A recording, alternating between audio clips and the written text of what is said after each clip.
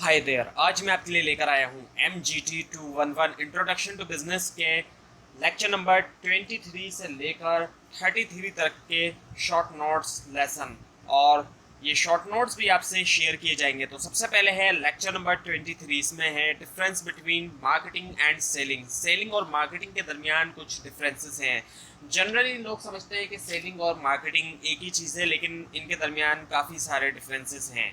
So marketing जो है वो स्टार्ट हो जाती है even before the decision of production. जब प्रोडक्शन का डिसीजन लिया जाता है उससे पहले से ही मार्केटिंग शुरू हो जाती है, जबकि सेलिंग स्टार्ट तब होती है जब प्रोडक्शन का डिसीजन होता है। सो ये एक बहुत बड़ा डिफरेंस है मार्केटिंग और सेलिंग के दरमियान।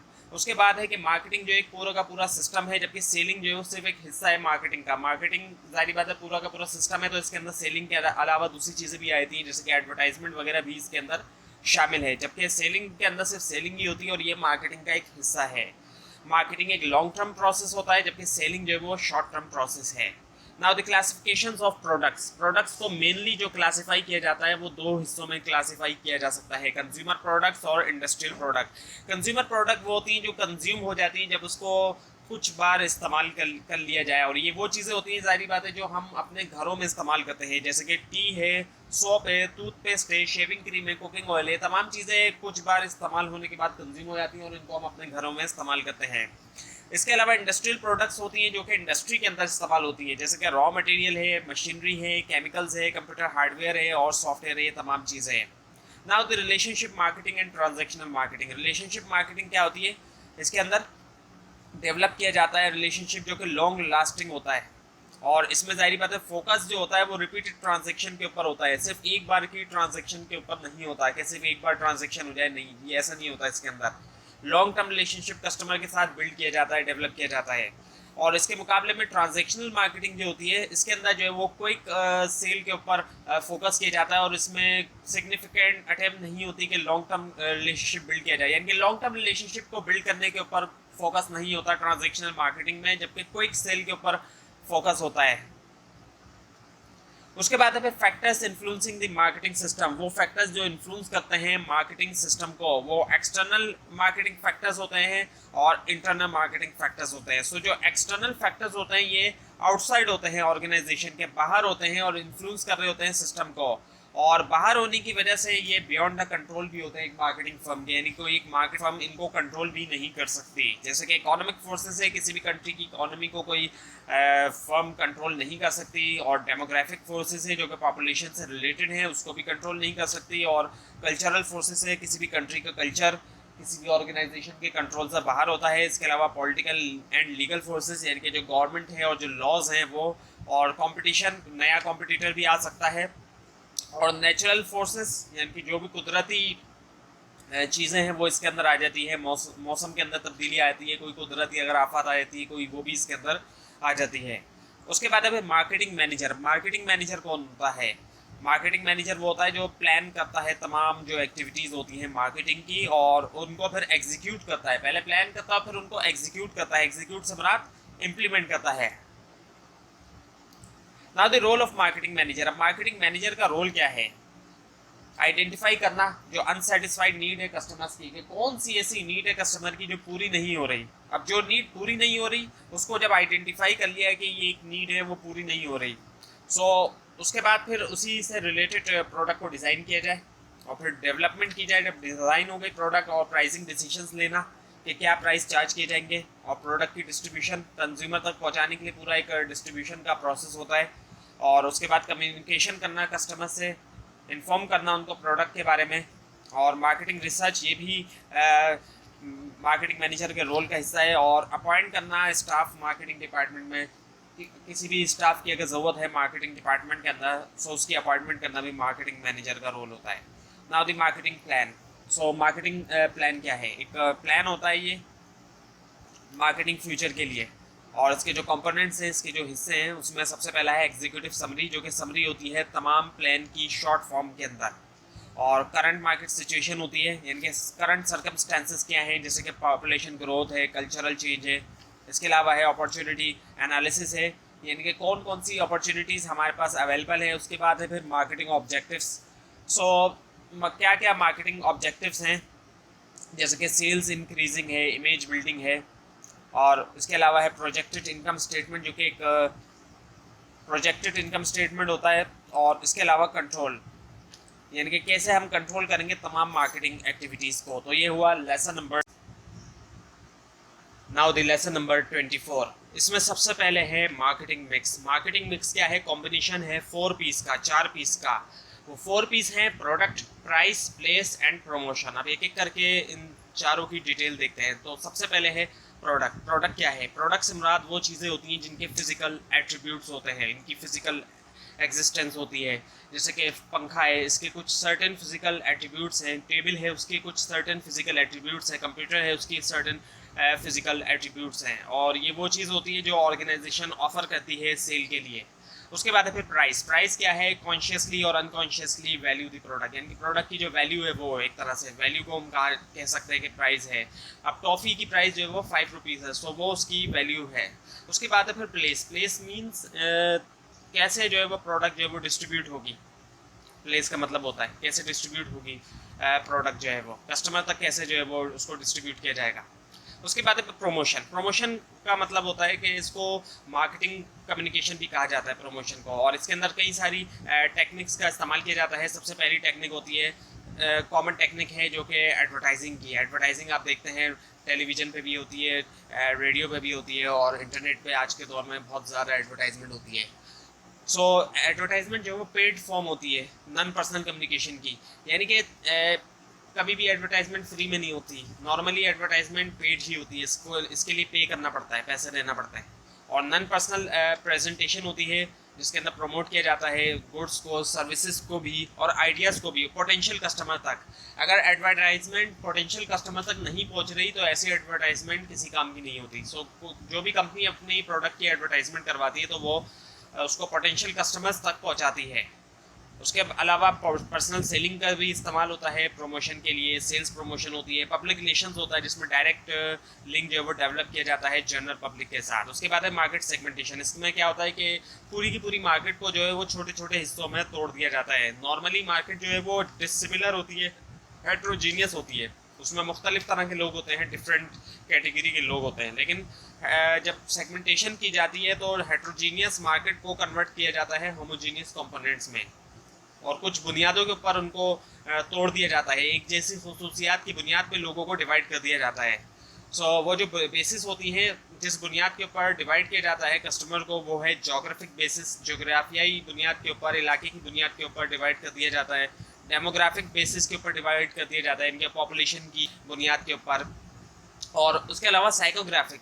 साइकोग्राफिक का मतलब ये होता है कि लोगों की जो पर्सनैलिटी है, उनके जो वैल्यूज़ हैं, ओपिनियंस हैं, एटीट्यूड है, इंटरेस्ट है, लाइफ स्टाइल है, इस बुनियाद के ऊपर।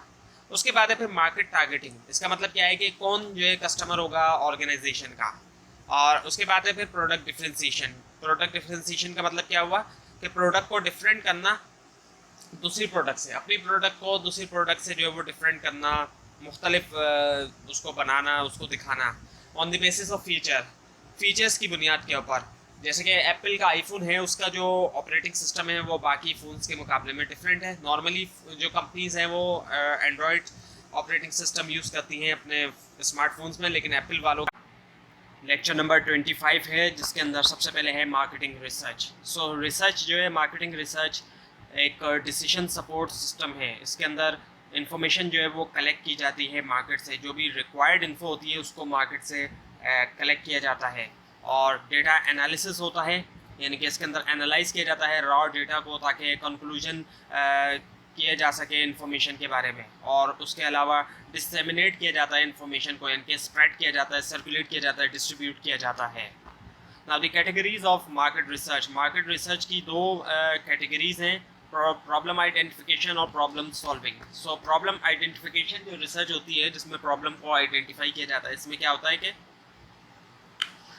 To know about potential in the market. Potential के बारे में जाना जाता है कि मार्केट में कितना पोटेंशियल है, यानी कि कितनी कैपेसिटी है एक ख़ास प्रोडक्ट के लिए, कितनी कैपेसिटी है। और मार्केट शेयर ऑर्गेनाइजेशन का, यानी कि कितना हमारा शेयर है मार्केट के अंदर, और जो इमेज है हमारी प्रोडक्ट की मार्केट के अंदर वो। और इसके अलावा फोरकास्टिंग।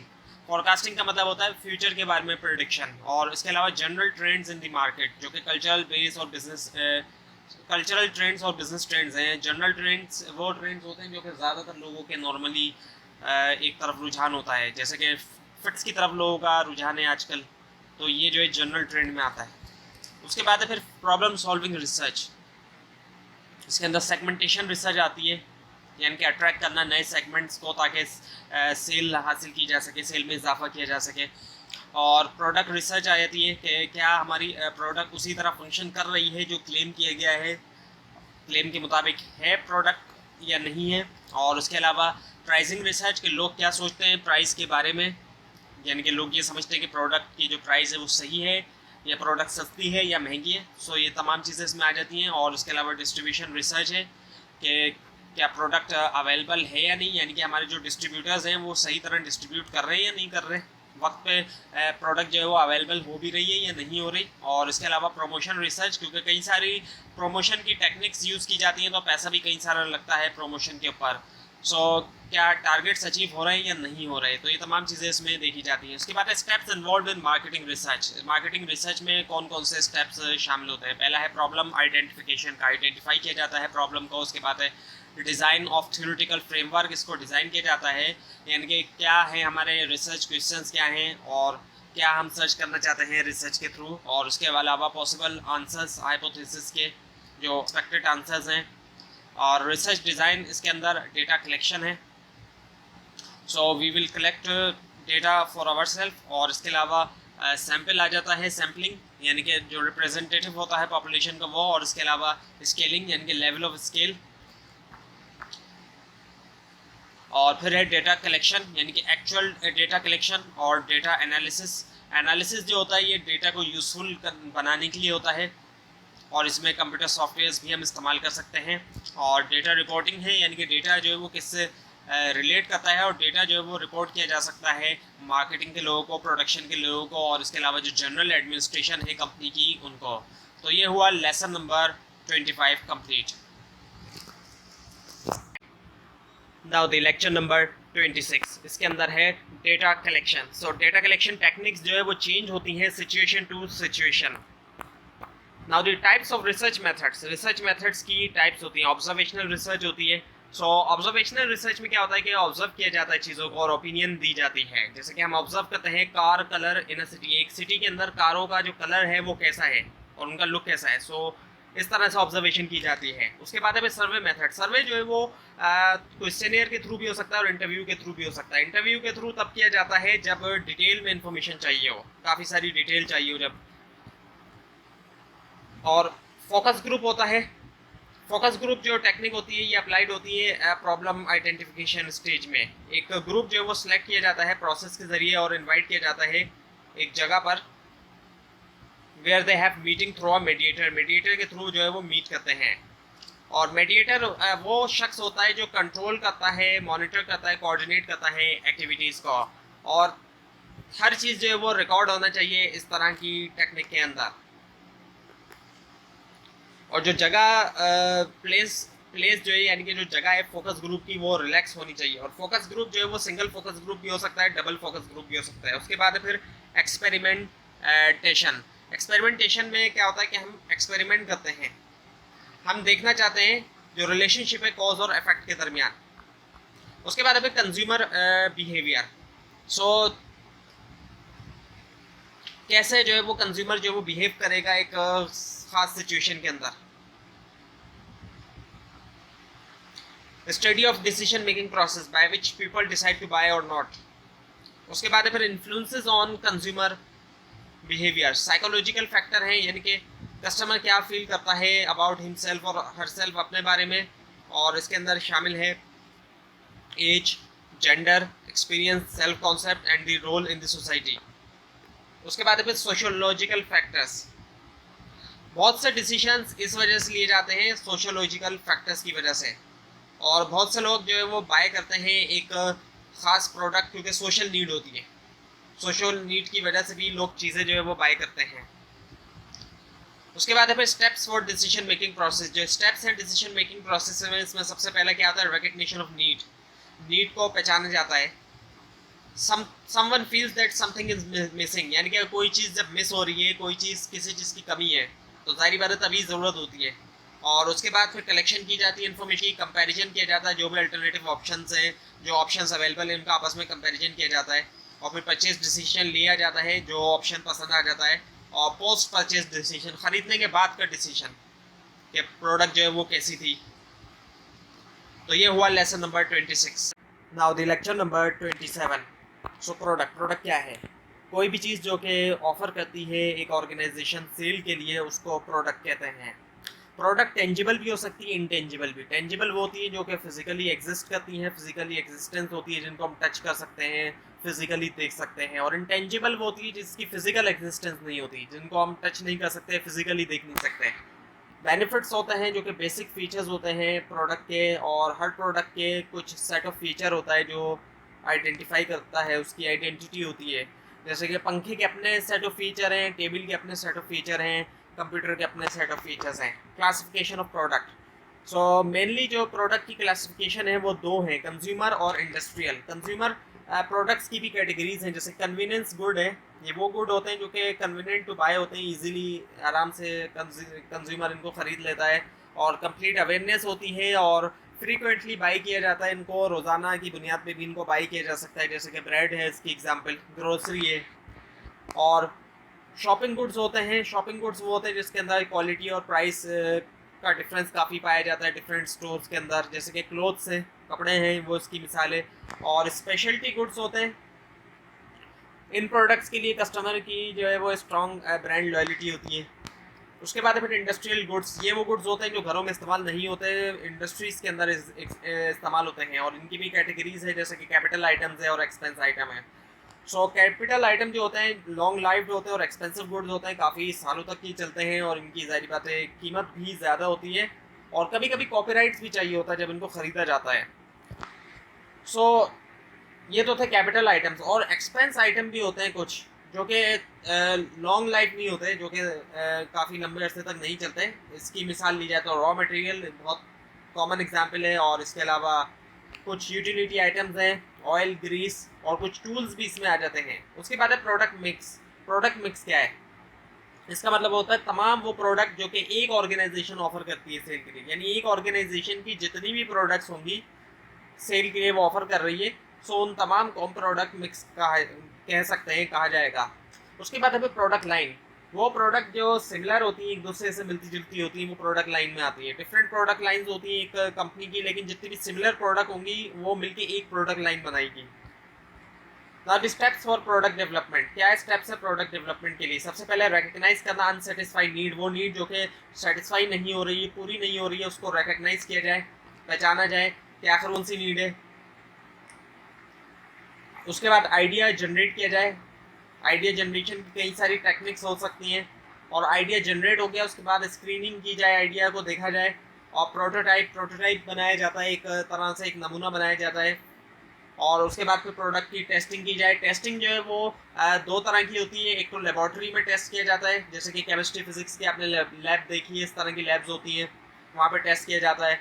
और मार्केट के अंदर भी टेस्ट किया जाता है, ट्रायल बेसिस के ऊपर बेचा जाता है प्रोडक्ट को, ट्राई किया जाता है कि कितनी सेल हो रही है इसकी प्रोडक्ट की, क्या रिस्पॉन्स आ रहा है कस्टमर की तरफ से। और इसके अलावा फिर है कमर्शलाइजेशन। कमर्शलाइजेशन में प्रोडक्ट को कमर्शियल बेसिस के ऊपर बेचा जाता है, और इसको मास मार्केटिंग भी कहा जाता है। तो ये हुआ lesson number, now the lecture number 28।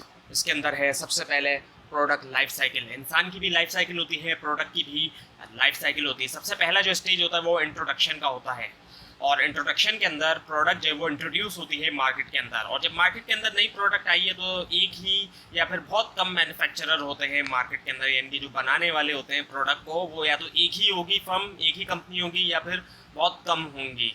उसके बाद ग्रोथ स्टेज आ जाती है। अब जो ग्रोथ स्टेज आ गई तो इसमें सेल में इजाफा होता है। इसमें ऐसे इजाफा होता है कि जो ओल्ड कस्टमर्स होते हैं पुराने, वो भी ऑर्डर करते हैं बार बार, और नए कस्टमर भी मार्केट के अंदर आने शुरू हो जाते हैं, तो सेल के अंदर इजाफा होना शुरू हो जाता है। उसके बाद फिर मेच्योरिटी स्टेज आती है। इसके अंदर सेल में इजाफा होता है क्योंकि अवेयरनेस होती है प्रोडक्ट के बारे में, और सबसे ज़्यादा जो है वो हाईएस्ट लेवल ऑफ सेल होता है इस स्टेज के अंदर। और सेल में जब बहुत ज़्यादा इजाफा होता है तो और ज़्यादा सेलर भी मार्केट के अंदर आना शुरू हो जाते हैं। और फिर डिक्लाइन स्टेज आ जाता है। डिक्लाइन स्टेज में प्रोडक्ट की जो सेल होती है वो फिर गिरना शुरू हो जाती है और इस स्टेज पे आके प्रोडक्ट मार्केट से डिसअपियर भी हो सकती है, मार्केट से ख़त्म भी हो सकती है product. Now the use of product life cycle in decision making process, किस तरीके से प्रोडक्ट का जो लाइफ साइकिल है उसको डिसीजन मेकिंग प्रोसेस के अंदर इस्तेमाल किया जाए, किस तरीके से डिसीजन मेकिंग की जाए प्रोडक्ट लाइफ साइकिल को सामने रखते हुए। सो इंट्रोडक्शन स्टेज पे मार्केटर्स जो है वो डिक्टेट कर सकते हैं ज़्यादा जो है वो पॉलिसीज़, और इस स्टेज पे कस्टमर जो होते हैं प्रोडक्ट के, वो कस्टमर होते हैं जो कि वेंचरसम होते हैं, वो लोग कस्टमर होते हैं जो ट्राई करते हैं नए आइडियाज़ को, जो नए आइडियाज़ को ट्राई करना चाहते हैं, इसी वजह से वो नई आई हुई प्रोडक्ट को जो है वो ट्राई करते हैं। और मार्केटर्स जो है वो हाई प्राइस रख सकते हैं कुछ रीजंस की वजह से। एक तो ये रीज़न कि कस्टमर जो है वो अफोर्ड कर सके ज़्यादा पैसे स्पेंडिंग को, ज़्यादा पैसे खर्च करने को, और दूसरी चीज़ अगर हाई कॉस्ट है प्रोडक्ट की बनने में तो तब भी उस हाई प्राइस चार्ज किए जा सकते हैं। और इस स्टेज पे लेकिन ज़्यादा प्रॉफिट नहीं होता क्योंकि प्रोडक्ट इंट्रोड्यूस हुई है मार्केट के अंदर। उसके बाद फिर ग्रोथ स्टेज आ जाती है। जब ग्रोथ आ जाती है तो उसमें जो है वो प्रॉफिट जो है वो ज़्यादा अर्न हो सकता है। स्मॉल नंबर ऑफ मैन्युफैक्चरर्स होते हैं, बहुत कम मैन्युफैक्चरर्स होते हैं जो बनाने वाले होते हैं, बहुत कम होते हैं, कंपटीशन भी बहुत कम होता है, और सेल्स के अंदर बहुत ज़्यादा जो है वो इसमें इजाफा हो जाता है। उसके बाद फिर मैच्योरिटी स्टेज आ जाती है। मैच्योरिटी स्टेज में क्या होता है कि प्राइस को कम करना पड़ता है क्योंकि कंपटीशन जो है वो ज़्यादा होता है, और ज़्यादा पैसा जो है वो रिसर्च और डेवलपमेंट में स्पेंड होता है, और पैसा जो है वो स्पेंड किया जाता है प्रमोट करने के लिए ब्रांड नेम जो है प्रोडक्ट की, और रिवाइव किया जाता है मार्केटिंग स्ट्रेटजीज़ को, और नए सेगमेंट को भी ढूंढा जाता है। और पर यूनिट जो प्रॉफिट होता है वो रिड्यूस हो सकता है इस स्टेज में। पर यूनिट से मुराद यानी कि एक पीस बिक रहा है, अगर एक यूनिट बिक रहा है किसी प्रोडक्ट का, तो जो एक पीस या एक यूनिट जो बिक रहा है उसके अंदर जो प्रॉफिट होगा उसमें कमी आएगी। ओवरऑल तो सेल्स बहुत ज़्यादा होगी, ओवरऑल प्रॉफिट अच्छा होगा, लेकिन जो पर पीस बिक रहा है, फॉर एग्जाम्पल जैसे कि एक चॉकलेट बिक रही है, तो चॉकलेट का जो एक चॉकलेट बिकने का जो प्रॉफिट होगा उसके अंदर कमी आएगी। ज़्यादा से ज़्यादा चॉकलेट्स बिक जाएंगी, लेकिन जो एक चॉकलेट बिकेगी उसके ऊपर कम प्रॉफिट होगा। उसके बाद है फिर डिक्लाइन स्टेज। अब जब डिक्लाइन स्टेज आ जाता है तो फिर जो है ज़ाहिर बात है प्रोडक्ट जो है वो गिरना शुरू हो जाती है, सेल्स गिर जाती है, और प्रोडक्ट मार्केट से आउट भी हो सकती है, ख़त्म भी हो सकती है। इस स्टेज में सिलेक्टिवली सेल भी किया जा सकता है, सिलेक्टिव कस्टमर को बेचा जाए प्रोडक्ट को, और प्रोडक्ट को सर्वाइव करने के लिए, मार्केट में रखने के लिए उसमें कुछ इंट्रोड्यूस किया जाए, कुछ नए फीचर्स उसके अंदर लाए जाएँ, कोई नई चीज़ लेकर आई जाए। फॉर एग्जांपल जैसे कि फ़ोन है अगर, तो फ़ोन के अंदर नए फीचर्स लेकर आएँ, और अगर खाने पीने की कोई चीज़ है तो उसके अंदर नए फ्लेवर्स वगैरह लेकर आएँ, नया टेस्ट लेकर आएँ। तो इस तरह की चीज़ें करने से प्रोडक्ट जो है वो मार्केट में रह सकती है। Now the branding products. अब ब्रांडिंग के बारे में आपको बताया जा रहा है। ब्रांडिंग क्या है? ब्रांड आप में से कई लोग इस्तेमाल करते हैं, ब्रांडेड प्रोडक्ट्स इस्तेमाल करते हैं। सो ब्रांड क्या है? ब्रांड का मतलब होता है सिंबल, साइन, कलर, डिज़ाइन, या इन तमाम चीज़ों का कॉम्बिनेशन जो एक प्रोडक्ट की आइडेंटिटी होती है। सो ब्रांड कोई एक सिंबल भी हो सकता है, कोई एक साइन भी हो सकता है, कलर भी हो सकता है, डिज़ाइन भी हो सकता है, या इन तमाम चीज़ों का कॉम्बिनेशन भी हो सकता है जो एक प्रोडक्ट की आइडेंटिटी होती है। ब्रांड ही एक प्रोडक्ट को दूसरे प्रोडक्ट से अलग बनाती है। जो भी आप ब्रांडेड प्रोडक्ट खरीदते हैं तो वो उसकी हर ब्रांड जो है वो एक प्रोडक्ट की आइडेंटिटी है। सो ब्रांडिंग जो है एक प्रोसेस है in which any identification is suggested for the product, जिसमें एक आइडेंटिफिकेशन जो है वो सजेस्ट होती है प्रोडक्ट के लिए। और ब्रांड इक्विटी क्या है? ब्रांड इक्विटी का मतलब होता है कि कस्टमर की लॉयल्टी जो अटैच होती है प्रोडक्ट के साथ। अगर एक कस्टमर लॉयल हो जाता है किसी भी एक ब्रांड के साथ तो वो उसी ब्रांड की चीज़ें खरीदना चाहता है। आप भी, और आप में से कई लोग ऐसे होंगे, और आपने देखा होगा कई लोग जब भी वो प्रोडक्ट खरीदते हैं तो वो बात करते हैं कि हम इसी ब्रांड की चीज़ खरीदते हैं, हम इसी ब्रांड की चीज़ खरीदते हैं। तो वो ब्रांड लॉयल्टी होती है, कस्टमर जो है वो लॉयल हो जाता है ब्रांड साथ। और उसके बाद है फिर ब्रांड अवेयरनेस, यानी कि किस हद तक जो है वो कस्टमर जो है वो जानता है या फिर रिकॉल होती है ब्रांड जो है वो प्रोडक्ट की। फॉर एग्जांपल जैसे कोई भी एक प्रोडक्ट है उसके बारे में बात की जाए तो कौन सी ब्रांड सबसे पहले आती है, तो जितनी पहले आएगी एक ब्रांड तो वो उतनी ज़्यादा उसकी ब्रांड अवेयरनेस है। फॉर एग्जांपल अगर हम स्मार्टफोन्स की बात करें तो स्मार्टफोन्स में अगर आईफोन आता है, अगर सामने एप्पल आईफोन या फिर सैमसंग का स्मार्टफोन आता है तो वो ब्रांड अवेयरनेस की वजह से आता है। इन ब्रांड्स की ब्रांड अवेयरनेस अभी बहुत ज़्यादा है। इस वजह से किसी दौर में फ़ोन्स की अंदर जो ब्रांड अवेयरनेस थी वो नोकिया की बहुत ज़्यादा थी, ब्लैकबेरी की बहुत ज़्यादा थी। आज के दौर में आईफोन की और सैमसंग वगैरह की बहुत ज़्यादा है। और ये भी है कि एक ब्रांड की ब्रांड अवेयरनेस अगर एक दौर में ज़्यादा है तो दूसरे दौर में वो कम हो सकती है। ये भी इसमें फ़र्क आ सकता है। टाइप्स ऑफ ब्रांड नेम्स की भी टाइप्स हैं। नेशनल ब्रांड है, एक ऐसी ब्रांड होती है जो थ्रू आउट द कंट्री बेची जाती है, जिसके अंदर पोटेंशियल होता है कि वो एक कंट्री के अंदर उसको सेल किया जा सके, पूरे कंट्री में उसको सेल किया जा सके। लाइसेंस ब्रांड होती हैं जिसमें सेलर जो है वो बाय करता है राइट्स उस ब्रांड को इस्तेमाल करने का, एक पार्टी जो है वो दूसरी पार्टी को राइट्स इशू करती है। इसके अलावा प्राइवेट ब्रांड्स भी होती है, मैन्युफैक्चरर जो है वो यूज़ करते हैं ब्रांड जो है वो कुछ रिटेलर की ब्रांड्स जो है वो यूज़ करते हैं। यानी कि इसमें होता क्या है कि प्रोडक्ट को जो है मैन्युफैक्चर किया जाता है और सोल्ड किया जाता है एक स्पेसिफिक रिटेलर के नाम से। उसके बाद है फिर पैकेजिंग एंड लेबलिंग। पैकेजिंग क्या है? ड्रेस है प्रोडक्ट का, एक तरह से प्रोडक्ट के कपड़े हैं। जिस तरह से इंसानों के कपड़े होते हैं तो प्रोडक्ट के भी एक तरह से कपड़े हैं जो कि पैकेजिंग है। पैकेजिंग जो है वो डिज़ाइनिंग और मेकिंग और रैपर है। यानी कि रैपर जो होता है प्रोडक्ट का, उसको डिज़ाइन करना और उसको बनाना, ये पैकेजिंग में आ जाता है। और पैकेजिंग के ऊपर ही लेबलिंग भी होती है। लेबलिंग क्या होती है? वो हिस्सा पैकेज का जिसके ऊपर प्रोडक्ट का नाम, उसके कंटेंट्स, उसके मैन्युफैक्चरर का नाम लिखा जाता है, इसको हम लेबल कहते हैं। तो ये हुआ नाउ द लेक्चर नंबर 29। इसमें सबसे पहले है प्राइसिंग। प्राइसिंग क्या है? प्राइस को समझे पहले। प्राइस के बारे में पहले भी आ चुका है। प्राइस से मुराद होता है वैल्यू। किसी भी प्रोडक्ट की वैल्यू को प्राइस कहा जाता है। और ये वो चीज़ होती है जो सेलर रिसीव करता है जब वो एक्सचेंज करता है गुड्स या services.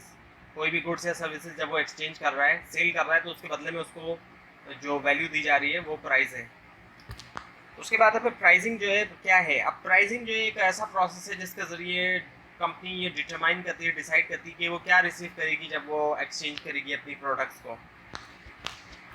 Now the objectives of pricing. Pricing के कुछ ऑब्जेक्टिव्स हैं, उनकी बुनियाद के ऊपर प्राइसिंग सेट की जाती है, यानी कि प्राइस सेट किया जाता है एक्चुअली।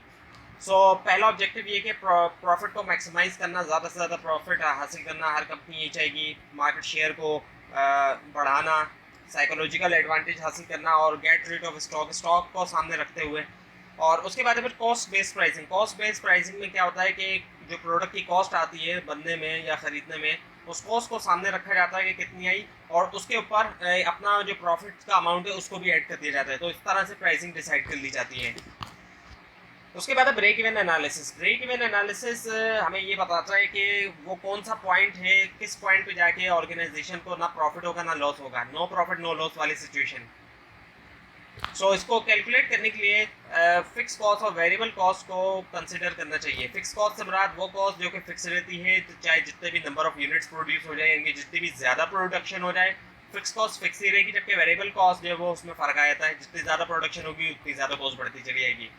ब्रेक इवन एनालिसिस का जो फार्मूला है वो है एक्चुअली टोटल कॉस्ट का जो फार्मूला है वो है total cost is equals to fix cost plus variable cost, यानी कि दोनों इसके अंदर शामिल होती हैं टोटल कॉस्ट में, फिक्स कॉस्ट भी और वेरिएबल कॉस्ट। और जो ब्रेक इवन का कॉन्सेप्ट है, ब्रेक इवन एनालिसिस का कॉन्सेप्ट, इसका इस्तेमाल किया जाता है कॉस्ट बेस्ड प्राइसिंग के अंदर। Now the pricing of a new product. नई प्रोडक्ट की प्राइसिंग कैसे की जाती है? एक तो प्राइसिंग स्कीमिंग की स्ट्रेटजी है, इसके अंदर हाई प्राइस चार्ज किया जाता है। जब मार्केट के अंदर इंट्रोड्यूस होती है तो हाई प्राइस जो है वो चार्ज किए जाते हैं, और इसके फ़ायदे हैं। इसी वजह से कुछ कंपनीज ये करती हैं, अगर सपोज कैलकुलेशन में मिस्टेक हो जाती है कॉस्ट कैलकुलेशन के अंदर, जो हमने कॉस्ट कैलकुलेट की वो कम की, अच्छा एक्चुअल कॉस्ट ज़्यादा थी, तो प्राइस स्कीमिंग से फ़ायदा होगा, एब्जॉर्ब हो जाएगी जो मिस्टेक थी वो।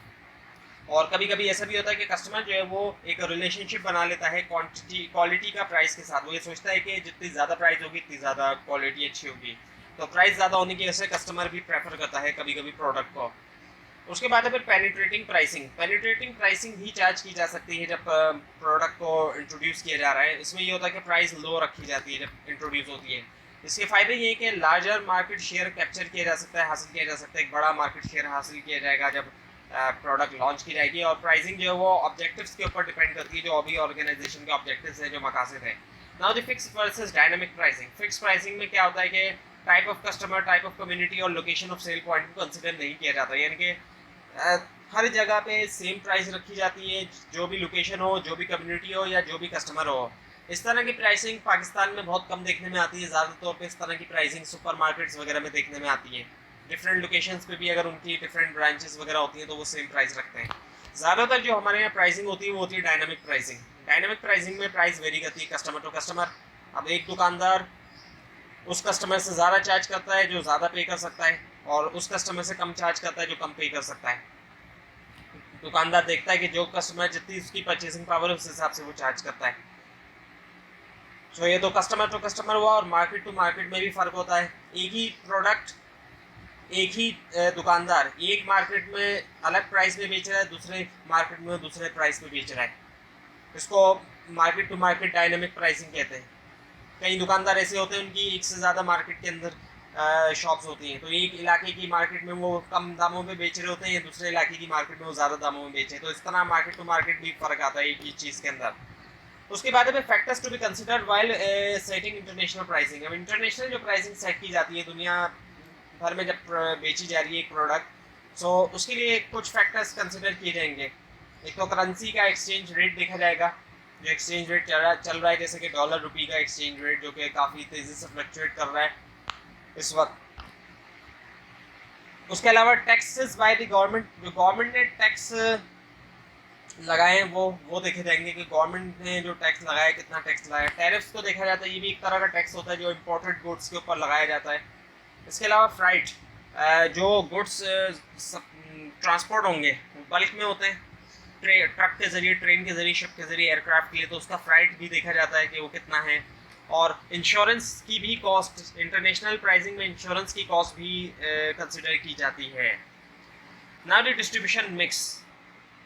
डिस्ट्रीब्यूशन मिक्स क्या है? कॉम्बिनेशन है उन तमाम चैनल्स का जो कि एक ऑर्गेनाइजेशन यूज़ करती है प्रोडक्ट की डिस्ट्रीब्यूशन के लिए। और डिस्ट्रीब्यूशन मिक्स जो है वो वेरी करता है प्रोडक्ट टू प्रोडक्ट भी और मार्केट टू मार्केट भी। कौन कौन सी पार्टीज शामिल होती है डिस्ट्रीब्यूशन मिक्स के अंदर? होलसेलर होता है। होलसेलर वो होता है जो कि बहुत ज़्यादा बड़ी क्वांटिटी में बाय करता है और बेचता भी बड़ी क्वांटिटी के अंदर है, और ज़्यादा तौर पे उन लोगों को बेचता है जो कि रीसेलर होते हैं, दोबारा सेल करने वाले लोग होते हैं, ज़्यादा तौर पे उनको बेचता है ये होलसेलर। और रिटेलर वो होता है जो कि स्मॉल क्वांटिटी में बेचता है एंड बायर को। इन दोनों सेलर्स को आपने प्रैक्टिकली भी देखा होगा कि होलसेलर जो है उसके पास बहुत बड़ी क्वांटिटी होती है और वो कभी भी कोई भी प्रोडक्ट को कम क्वांटिटी में नहीं सेल करता, जबकि रिटेलर जो होता है वो कम क्वांटिटी में उसको सेल कर रहा होता है। Now distribution channel. Distribution channel क्या है? ये एक चेन है बिजनेसेस की या इंटरमीडियरीज की जिसके ज़रिए गुड्स या सर्विसेज गुजरती हैं और वो फाइनल बायर तक या एंड कस्टमर तक पहुंचती है। और डिस्ट्रीब्यूशन चैनल कंज्यूमर प्रोडक्ट के लिए जो होता है, कंज्यूमर प्रोडक्ट के लिए मेंबर ऑफ डिस्ट्रीब्यूशन चैनल जो होते हैं वो बहुत ज़्यादा होते हैं, और मेंबर्स जो है वो ऐड करते हैं वैल्यू जो है डिस्ट्रीब्यूशन प्रोसेस को, ट्रांजैक्शन को रिड्यूस करते हुए। और डिस्ट्रीब्यूशन चैनल जो है वो वर्क करता है प्लेस यूटिलिटी के लिए, यानी कि जब प्रोडक्ट एक जगह से दूसरी जगह पहुंचती है तो उसकी यूटिलिटी में इजाफा होता है, जहाँ पे उसकी ज़रूरत है जब वहाँ पे पहुँचेगी तो उसकी जगह पे भी इजाफा होगा, इसको हम कहेंगे place utility. Now this activities perform by the distributors. Distributors की कुछ एक्टिविटीज़ हैं जो डिस्ट्रीब्यूटर्स परफॉर्म करते हैं, वो कुछ काम है जो डिस्ट्रीब्यूटर्स करते हैं। क्या है? स्टोरेज कैपेसिटी, इनके पास बड़े बड़े वेयर हाउसेस होते हैं। Financing to the company, company को भी पैसा एक तरह से प्रोवाइड करते हैं, एडवांस बुकिंग करवाते हैं ये प्रोडक्ट्स के लिए, एडवांस पेमेंट करते हैं। इन्फॉर्मेशन और रिसर्च फंक्शन जो कि एक बहुत अहम चीज़ है। डिस्ट्रीब्यूटर्स बैठे होते हैं मार्केट के अंदर, इनको मार्केट्स के बारे में काफ़ी पता होता है। कंपनी को बहुत सी इन्फॉर्मेशन मार्केट के बारे में नहीं पता होती, तो मार्केट की बहुत सी इन्फॉर्मेशन ये कंपनी तक पहुंचाते हैं। और इसके अलावा जो इनका मेन फंक्शन होता है वो होता है डिस्ट्रीब्यूशन फंक्शन, जिसके ज़रिए प्रोडक्ट जो है वो मैन्युफैक्चरर के ज़रिए कस्टमर तक पहुंचती है। तो ये हुआ lesson number. Now the lecture number 30। इसमें है सबसे पहले एजेंट। एजेंट क्या होता है? ये वो शख्स होता है जो कि बायर्स और सेलर्स को मिलाता है, और ये वो लोग होते हैं जो टेक्निकली साउंड होते हैं, टेक्निकली तौर पे भी ये काम कर सकते हैं, और दोनों पार्टीज़ के लिए काम करते हैं, बायर और seller. Now the distribution channels for industrial product. So wholesaler कौन होते हैं? होलसेलर वो होते हैं जो कंपनी से बाय करते हैं और इंडस्ट्री को सेल करते हैं।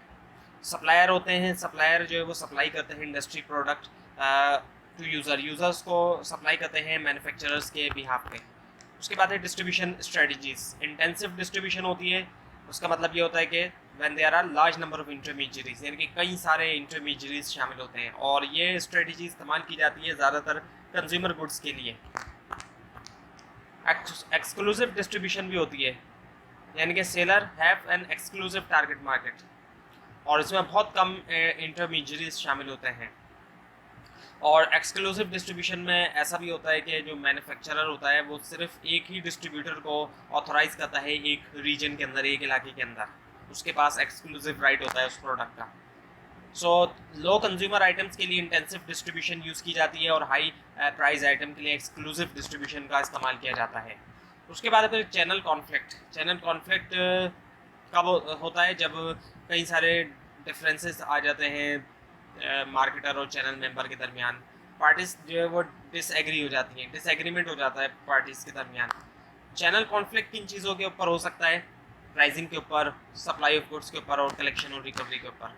उसके बाद है फिर चैनल लीडरशिप। इसका क्या मतलब है कि एक पर्सन या ऑर्गेनाइजेशन जिसके पास ज़्यादा पावर होती है डिस्ट्रीब्यूशन डिसीजन मेकिंग प्रोसेस के अंदर। उसके बाद आया था रिटेलर। रिटेलर कौन शख्स होता है? रिटेलर वो पर्सन होता है जो कि बाय करता है बल्क के अंदर, और नॉर्मली ये होलसेलर से ही बाय करता है और सेल करता है उसको एंड बायर्स तक। और रिटेलर्स की भी टाइप्स होती हैं, रिटेलर भी एक तरह का नहीं होता। प्रोडक्ट लाइन रिटेलर होते हैं जो कि डिस्ट्रीब्यूट करते हैं एक प्रोडक्ट लाइन को। प्रोडक्ट लाइन क्या होती है? चेन जो है सिमिलर गुड्स की, यानी कि एक जैसे गुड्स की एक ग्रुप हो सकता है। एक ग्रुप को कह सकते हैं हम कि एक सेम प्रोडक्ट्स का, मिलती जुलती प्रोडक्ट का एक ग्रुप होता है, उसको हम एक प्रोडक्ट लाइन कहते हैं। उसके अलावा बार्गेन रिटेलर भी होते हैं। और कैटलॉग। कैटलॉग क्या है? एक ब्रोशर या बुक वगैरह होती है, और कैटलॉग जो होता है इसके अंदर कंप्लीट लिस्ट होती है आइटम्स की, और वो लिस्ट जो है वो अल्फ़ाबेटिकल ऑर्डर्स में भी हो सकती है, यानी कि पहले ए वाली चीज़ें फिर बी वाली, सी, इस तरह से। और रिटेलर्स जो है वो डिस्ट्रीब्यूट करते हैं कैटलॉग्स बायर्स को। इसके अलावा डिस्काउंट हाउसेस भी होते हैं। ये वो शॉप्स होती हैं जो कि ऑफ़र करते हैं डिस्काउंटेड प्राइसेस। और फैक्ट्री आउटलेट्स होती हैं जो कि ऑर्गेनाइजेशंस के साथ, कंपनीज के साथ लगी होती हैं। अक्सर आपने देखा होगा किसी फैक्ट्री के बाहर से आप गुजरें तो कुछ फैक्ट्रियाँ ऐसी होती हैं उनकी अपनी आउटलेट बाहर ही बनी होती है, फैक्ट्री के साथ शॉप बनी होती है, वो फैक्ट्री आउटलेट कहलाई जाती है। इसके अलावा कन्वीनियंस स्टोर्स होते हैं जो कि एक्सटेंडेड ऑफर्स ऑर्डर आवर्स तक अपनी सर्विस प्रोवाइड करते हैं, यानी कि देर तक खुले होते हैं। जब दुकानें बंद हो जाती हैं उसके बाद भी खुले होते हैं, रात देर तक खुले होते हैं ये। और इसी वजह से इनके प्राइस भी थोड़े हाई हो सकते हैं, क्योंकि ज़्यादा देर तक ये सर्विस प्रोवाइड कर रहे हैं और ज़्यादा तौर पे ये वो प्रोडक्ट रखते हैं जिनकी ज़्यादा डिमांड होती है। So now the physical distribution. Physical distribution क्या है? इसका मतलब ये होता है कि जो फिनिश गुड्स है उसकी मूवमेंट कंपनी से लेकर एंड यूज़र तक, मैन्युफैक्चरर से लेकर एंड यूज़र तक। और फिजिकल डिस्ट्रीब्यूशन के लिए हमें कंसिडर करना चाहिए मेथड्स ऑफ डिस्ट्रीब्यूशन, इसके अलावा प्राइसिंग, स्पीड और other factors. So modes of transportation आपके सामने यहाँ पर तस्वीर दिखाई जा रही है। ये ट्रक है जिसके अंदर दिखाया जा रहा है कि सामान को सप्लाई किया जा सकता है, और इसके अलावा रेलवे के ज़रिए भी सामान को सप्लाई किया जा सकता है, एयरक्राफ्ट के ज़रिए भी, और भी मेथड्स हैं। एयरक्राफ्ट का इस्तेमाल कब किया जाता है? जब ज़्यादा स्पीड चाहिए, जब बहुत ज़्यादा स्पीड में सामान को पहुँचाने की ज़रूरत हो, जैसे कि फ्लावर्स हैं, फ्रूट्स हैं, वेजिटेबल्स हैं, इनके लिए भी एयरक्राफ्ट का इस्तेमाल किया जा सकता है। और आपके सामने यहाँ पर शिप का ट्रांसपोर्टेशन के लिए शिप दिखाई जा रही है, और इसके अलावा पाइपलाइन। जो सिलेक्शन की जाती है मोड ऑफ ट्रांसपोर्टेशन की, change in mode of transaction को भी कंसिडर किया जा सकता है। और इंटर मॉडल ट्रांसपोर्टेशन भी होती है, इनकी एक से ज़्यादा mode of transportation is available.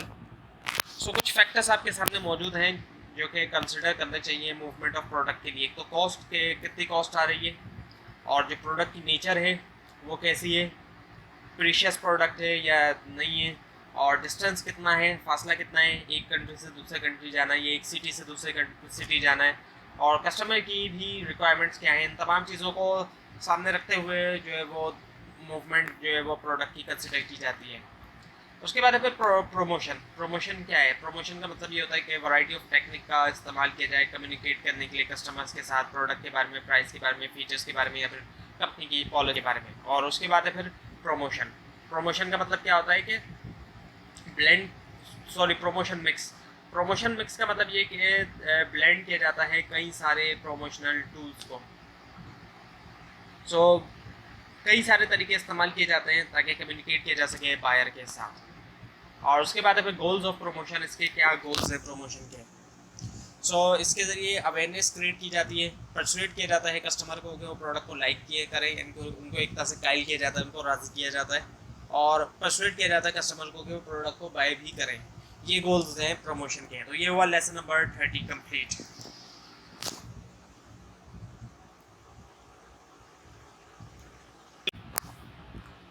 Now the lecture number 31। इसमें सबसे पहले है strategies for promotion. Pull strategy होती है और पुश स्ट्रेटजी होती है। पुल स्ट्रेटजी में क्या होता है कि एंड बायर को टारगेट किया जाता है और एंड बायर को इन्फ्लुएंस किया जाता है मीडिया के ज़रिए, एड्स वगैरह के ज़रिए, ताकि वो बाय कर सके प्रोडक्ट मिडिल मैन से।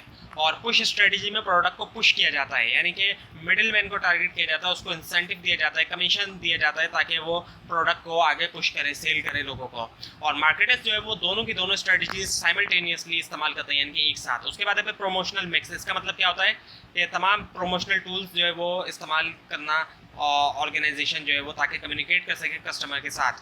और इसके अंदर एडवर्टाइजिंग, पर्सनल सेलिंग और पब्लिक रिलेशंस शामिल है। बाइंग डिसीजन मेकिंग प्रोसेस का क्या मतलब है? अब इसके स्टेप्स हैं एक्चुअली। पहला ये होता है कि आइडेंटिफाई किया जाता है अनसेटिस्फाइड नीड को, जो नीड्स पूरी नहीं हो रही, और उसके बाद उन ऑब्जेक्ट्स को, उन चीज़ों को सर्च किया जाता है जिनसे सेटिस्फाई किया जा सके उन नीड्स को। कंपैरिजन किया जाता है अल्टरनेटिव्स का, जो भी ऑप्शंस अवेलेबल है कि कौन सा ऑप्शन बेहतर है। और फिर बाइंग डिसीजन होता है, बाय कर लिया जाता है प्रोडक्ट को। और फिर पोस्ट बाइंग बिहेवियर होता है, यानी कि खरीदने के बाद कि ये प्रोडक्ट कैसी थी और क्या आगे भी खरीदना है या नहीं खरीदना। उसके बाद फिर एडवर्टाइजिंग। अब एडवर्टाइजिंग क्या है? एडवर्टाइजिंग जो है वो नॉन पर्सनल कम्युनिकेशन होती है इंफॉर्मेशन की, और यूजुअली जो है ये पेड होती है और यूजुअली परसुएसिव होती है नेचर के अंदर, प्रोडक्ट के बारे में, सर्विस के बारे में, या आइडियाज़ के बारे में, बाय आइडेंटिफाइड स्पॉन्सर और वेरियस मीडिया के थ्रू होती है। कई सारे मीडिया का इस्तेमाल किया जाता है इसके अंदर। Now the types of advertising. पहली है परसुएसिव एडवर्टाइजिंग। इसके अंदर क्या होता है कि कन्विंस किया जाता है कंज्यूमर को ताकि वो परचेज कर सके प्रोडक्ट या सर्विस। और उसके बाद है फिर कंपैरेटिव एडवर्टाइजिंग। इसमें क्या होता है कि प्रोडक्ट को कंपेयर किया जाता है कॉम्पिटिटर्स की प्रोडक्ट के साथ, और कुछ कंट्रीज़ में टेक्निक अलाउड भी नहीं है। उसके बाद है फिर रिमाइंडर एडवर्टाइजिंग। रिमाइंडर में क्या होता है कि रिमाइंड किया जाता है, रिमाइंड कराया जाता है एक्चुअली। आपने देखा होगा कुछ ऐसी प्रोडक्ट्स होती हैं जिनको कस्टमर्स भूल चुके होते हैं, कुछ पुरानी प्रोडक्ट्स होती हैं और अचानक से उनका एड सामने आता है, वो प्रोडक्ट जहन में आ जाती है कि ये भी प्रोडक्ट है, तो वो रिमाइंडिंग एडवर्टाइजिंग होती है या फिर रिमाइंडर। उसके बाद है फिर एडवर्टाइजिंग मीडिया। मीडिया का मतलब ये है कि मीडियम जिसके ज़रिए एडवर्टाइजिंग जो है वो डिलीवर्ड की जाती है टारगेट ऑडियंस तक। वैरायटी है मीडिया की, कोई एक मीडिया नहीं है, कई सारे मीडिया। प्रिंट मीडिया है जिसके अंदर प्रिंटेड फॉर्म होती है, छपा हुआ होता है, प्रिंट होते हैं, जैसे कि न्यूज़पेपर है, मैगजीन्स है। और इसका फ़ायदा ये होता है न्यूज़पेपर का कि जनरल पब्लिक तक एक्सेस ईजी है, आसानी से मिल जाता है, गली मोहल्लों में मिल जाता है ये, और घर पे भी इसकी सप्लाई हो जाती है। और इसके अलावा इसका नुकसान भी है, लो लिटरेसी रेट है, पाकिस्तान के अंदर लोग पढ़े लिखे नहीं हैं, और इसकी क्वालिटी ऑफ प्रिंटिंग भी न्यूज़पेपर की इतनी नहीं होती। और प्रिंट मीडिया के अंदर मैगजीन की अगर हम बात करें तो मैगजीन की लाइफ जो है वो ज़्यादा लॉन्गर होती है न्यूज़पेपर के मुकाबले में। न्यूज़पेपर लोग 1-2 दिन या ज़्यादा से ज़्यादा 1 हफ्ते तक उसको रीड करते हैं, जबकि मैगजीन्स लोगों के पास सालों तक होती है, सालों तक भी उसको वो रीड कर सकते हैं। और जो मैसेज होता है न्यूज़पेपर के अंदर, उसको समझने के लिए ये फ़ायदा होता है कि उसको बार बार रीड कर सकते हैं। न्यूज़पेपर हो या फिर मैगजीन वगैरह हो, उसमें अगर मैसेज समझ में नहीं आया तो उसको बार बार रीड किया जा सकता है, जबकि ये एडवांटेज टेलीविज़न वगैरह या रेडियो के एडवर्टाइजिंग में नहीं है। इलेक्ट्रॉनिक मीडिया की अगर हम बात करें तो इसमें सबसे ज़्यादा अब तक टेलीविज़न इस्तेमाल हुआ है।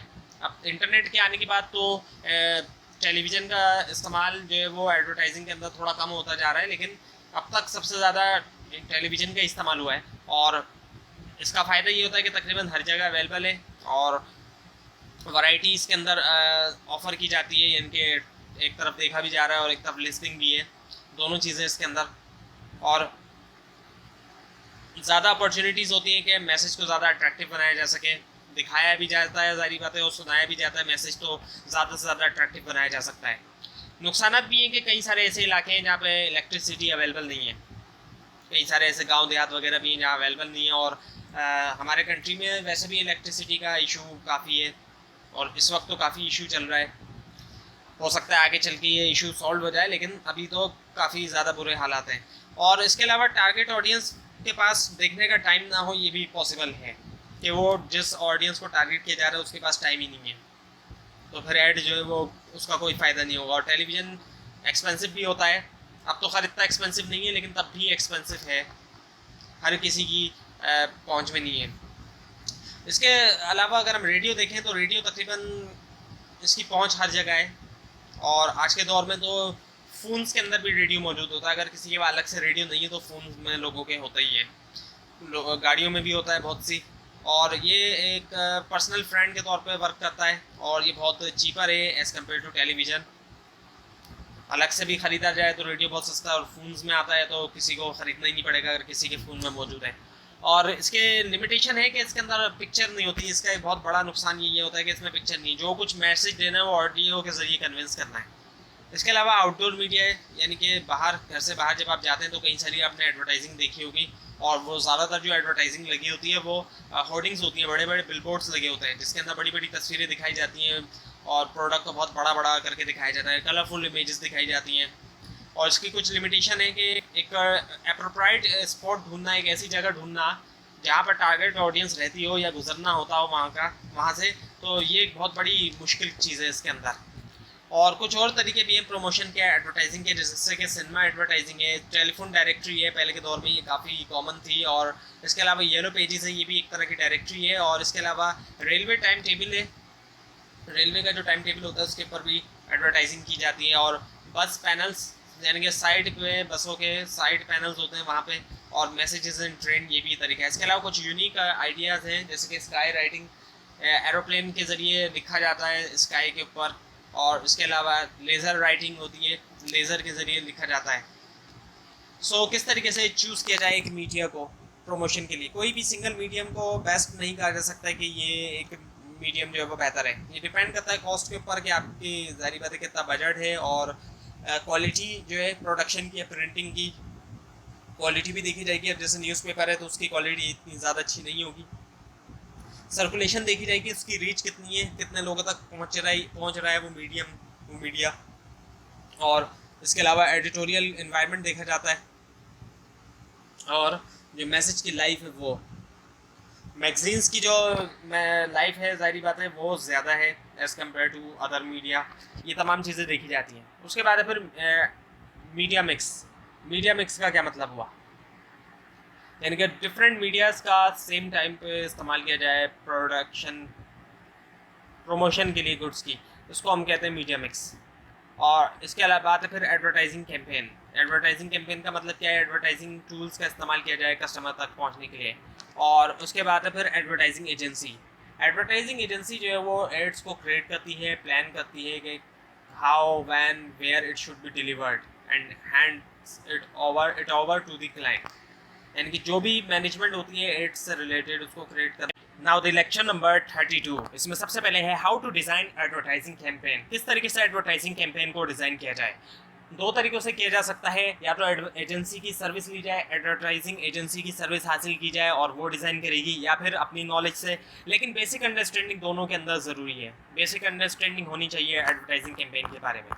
सो इसके कुछ स्टेप्स हैं, कुछ तरीके हैं जिससे डिज़ाइन किया जाए। सो उसके लिए सबसे पहले आइडेंटिफाई किया जाए कि टारगेट मार्केट क्या है, हमारी कौन सी मार्केट जो है हमारी टारगेट मार्केट है। सो इसके अंदर एजुकेशन क्लास देखी जाए, कुछ प्रोडक्ट जो होती हैं वो एजुकेशनल क्लास के लिए होती हैं। और रूरल या अर्बन कस्टमर, हमारा कस्टमर रूरल एरियाज़ में या अर्बन एरियाज़ में, कस्टमर की एज क्या है, क्या वो बच्चा है, क्या वो जवान है, क्या वो बूढ़ा है। और सोशल क्लास, लोअर क्लास है, अपर क्लास है, मिडिल क्लास है। और एलोकेशन ऑफ बजट को एलोकेट करना, तो कितना बजट एलोकेट किया जाए, इसके लिए कई चीज़ें देखी जाती हैं, जैसे कि परसेंटेज ऑफ एक्सपेक्टेड सेल्स, या तो परसेंटेज के हिसाब से एलोकेट कर दिया जाए कि 10% या 20% जो हमारी एक्सपेक्टेड सेल्स है उसका कर दिया जाए, या फिर टारगेट्स या ऑब्जेक्टिव्स को देखा जाए कि कितने बजट में हमारा टारगेट या ऑब्जेक्टिव अचीव हो सकते हैं। और कॉम्पिटिटर्स को भी देखा जाए कि कॉम्पिटिटर कितना बजट एलोकेट कर रहा है। और एडवर्टाइजिंग के ऑब्जेक्टिव्स हमारे क्या हैं, मैसेज क्रिएशन, यानी कि जो मैसेज है एडवर्टाइजिंग का, उसके लिए दो चीज़ें बहुत अहम है। एप्रोप्राइट लैंग्वेज, वो लैंग्वेज इस्तेमाल की जाए जो टारगेट ऑडियंस को समझ आए। कुछ एड्स आपने देखा हुआ इंग्लिश में भी आते हैं, पाकिस्तान में कुछ एड्स उर्दू में भी आते हैं, तो जो टारगेट ऑडियंस है वो समझ सके टारगेट ऑडियंस के हिसाब से। और इसमें कोई रीजनल लैंग्वेज भी आ सकती है, कोई उर्दू इंग्लिश के अलावा किसी भी सूबे की ज़बान भी इसके अंदर आ सकती है, किसी एक सूबे को अगर टारगेट किया जा रहा है। और अप्रोप्रिएट वर्ड्स, उन वर्ड्स का इस्तेमाल किया जाए जिससे टारगेट ऑडियंस कन्विंस हो सके कि प्रोडक्ट खरीदने के लिए। और अप्रोप्रिएट मीडिया का इस्तेमाल किया जाए, वो मीडिया जो टारगेट ऑडियंस तक पहुंच सके। अब चाहे वो न्यूज़पेपर हो, टेलीविज़न हो, रेडियो हो, इंटरनेट हो, टारगेट ऑडियंस तक पहुंचने के लिए उस मीडिया का इस्तेमाल किया जाए। और इवेल्यूशन किया जाए एडवर्टाइजिंग को। अब एडवर्टाइजिंग चल गई तो उसको देखा जाए कि एडवर्टाइजिंग से कितना फ़ायदा हुआ, उसके लिए रिसर्च की जाए। और सेल्स वॉल्यूम, कितना सेल्स जनरेट हुई उससे। Now the personal selling. Personal selling क्या है? 1-to-1 कम्युनिकेशन है। पर्सनल सेलिंग जो होती है इसके अंदर फेस टू फेस सेलिंग होती है, और इसका सेल मैन यूज़ करते हैं। सेल पर्सन जो होते हैं, चाहे सेल मैन हो या सेल वोमेन हो, वो इस्तेमाल करते हैं इसका। और इसको यूज़ किया जाता है जब कस्टमर्स बहुत ज़्यादा नहीं होते एक्चुअली, और कस्टमर जो है वो प्रोडक्ट के बारे में डिटेल में जानना चाहता है। सो पर्सनल सेलिंग की ज़रूरत वहाँ होती है जहाँ पे ज़्यादा ज़रूरत होती है, जब टेक्निकल सिंपल प्रोडक्ट्स के मुकाबले में। सो पर्सनल सेलिंग का इस्तेमाल किया जा सकता है कंज्यूमर आइटम्स के लिए, इंडस्ट्रियल प्रोडक्ट्स के लिए और फार्मास्यूटिकल प्रोडक्ट्स के लिए। फार्मास्यूटिकल प्रोडक्ट के सेल में अक्सर आपने देखे होंगे डॉक्टर्स के पास भी आते हैं वो लोग।